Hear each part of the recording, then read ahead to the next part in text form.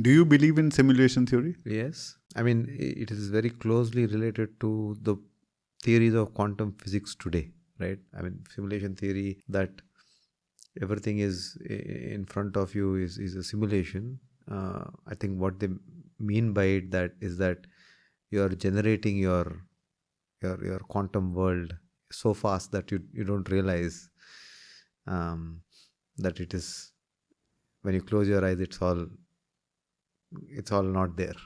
Hmm. Which means that observation essentially builds your reality. Yes. Are you talking about the double slit experiment? Yes, the fundamental shifts of a particle into a wave or a wave into a particle because it is being observed uh, is the way of the universe, right?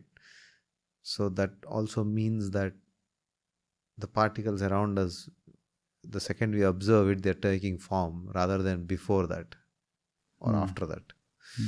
So they are taking form as we perceive them, but it's happening so fast that we don't have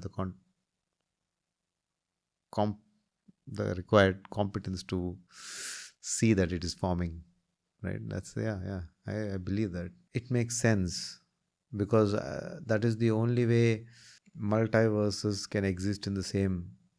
So if you want to see a parallel universe, you don't have to actually travel to the universe. It's right here, right? It's like a good way to explain it. If you take radio frequency and let us say there are a whole bunch of things vibrating at 4 gigahertz, right? So everybody vibrating at 4 gigahertz can see each other because you have reached a resonance frequency, right? But if one of them shifts to a 5 gigahertz frequency of vibration, then that one sees all the 5 gigahertz. They don't see the 4 gigahertz, right? So it's that fundamental principle is that, right? So your brains and your body and your atoms and your current composition, right? What is it vibrating at, right? Defines what reality you see, right? But all of them can exist at the same Place. place.